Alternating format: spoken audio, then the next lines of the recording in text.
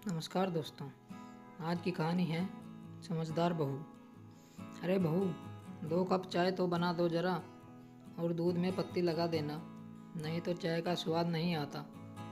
चाय बनाकर नीलू बैठक में लेकर आ गई, जहाँ उसकी सास पुष्पा जी बैठी थी। शाम होने वाली थी। नीलू ने अपनी सास को चाय देते हुए कहा, क्या बात है माँ जी, आप कई दिनों से परेशान लग रही हो। यह कहकर नीलू भी अपनी सास के पास बैठ गई। पुष्पा जी ने जब नीलू को वहाँ बैठे देखा तो बोली, अरे बहू, तुम अंदर जाओ, यहाँ कुछ ज़रूरी बात चल रही है। तुम जाकर मुन्ने को संभालो, तुम्हारी समझ में यहाँ कुछ नहीं आने वाला। नीलू, जिसने वकालत की पढ़ाई पूरी की थी, परंतु किसी वजह से नौकरी नहीं मिली, नीलू सबकी बातें सुन रही थी। अचानक पुष्पा जी ने कहा, तू अब तक यहीं खड़ी है, अंदर नहीं गई? माँ जी, मुझे पूरी बात सुनने दीजिए, मैं पिताजी की मदद कर सकती हूँ। इस बार पुष्पा जी गुस्से में बोली, सुनो बहू, जैसी हो ऐसी ही रहो, ज़्यादा वकील मत बनो। बहू तो बहू की तरह रहो।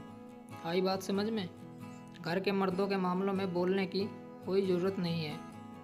नीलू को यह सुनकर बड़ा दुख हुआ। पुष्पा जी बोली, बहू, यह पढ़ाई अपने मायके वालों को ही बताना, हमें इसकी कोई ज़रूरत नहीं है। हमने अपने बेटे अंकित की शादी इसलिए एक पढ़ी लिखी लड़की से नहीं की थी कि वो घर आकर मर्दों के रोब चलाए। अब तुम चुपचाप अंदर चले जाओ। पर नीलू अपनी सास पुष्पा जी को समझाने लगी, माँ जी, मैं कोई रोब नहीं दिखा रही हूँ। मुझे शादी किए हुए 2 साल हो गए। मैंने आज तक किसी से ऊंची आवाज़ में बात नहीं की। घर में तो सब मिलजुल कर ही कोई सलाह करते हैं। मैं पिताजी की मदद करना चाहती हूँ, अगर आप कहे तो। अब पुष्पा जी का पारा 7वें आसमान पर था। वो गुस्से में चिल्लाते हुए बोली, बस बहुत हुआ। हमारे घर की बहू मर्दों के मामलों में टांग नहीं अड़ाती। मैं घर में सबसे बड़ी होने के बावजूद भी चुप बैठी हूँ। ये कानूनी दांवपेच तुम्हें क्या पता? पुष्पा जी की आंखों में आंसू आ गए। वह नीलू से बोली, सुनो, हमारी जो ज़मीन है उस पर किसी सेठ ने कब्जा कर लिया। अपनी खुद की ज़मीन होने के बावजूद हम कुछ नहीं कर पा रहे हैं।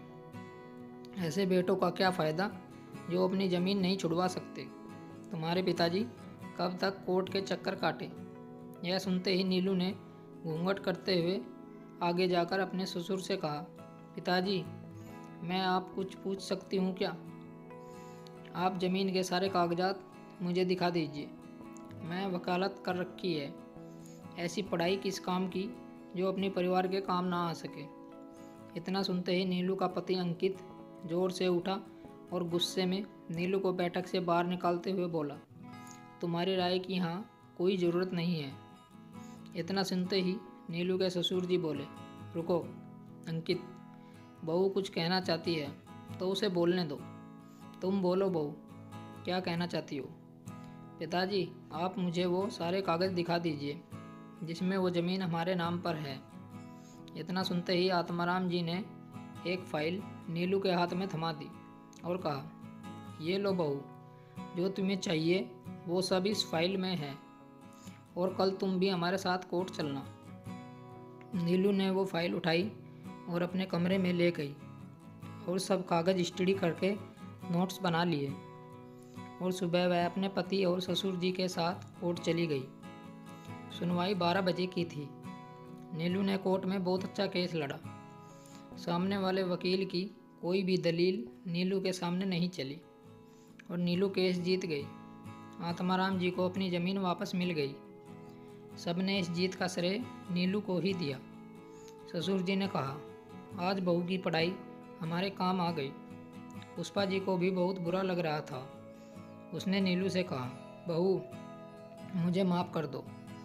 जिस पढ़ाई को लेकर मैं तुम्हें बातें सुनाती थी, आज वो पूरे परिवार के काम आ गई। नीलू ने अपनी सास से कहा, माँ जी, आप माफ़ी मत मांगिए, मैंने तो अपना फ़र्ज़ निभाया है। आखिर ये मेरा तो घर है। और चाय बनाने अंदर चली गई। दोस्तों, ये कहानी आपको कैसी लगी हमें कमेंट करके बताओ और वीडियो को लाइक करो और हमारे चैनल को भी ज़रूर सब्सक्राइब करना। मिलते हैं आपसे एक और नई कहानी के साथ। तब तक जुड़े रहिए हमारे चैनल के साथ। कहानी सुनने के लिए बहुत बहुत धन्यवाद।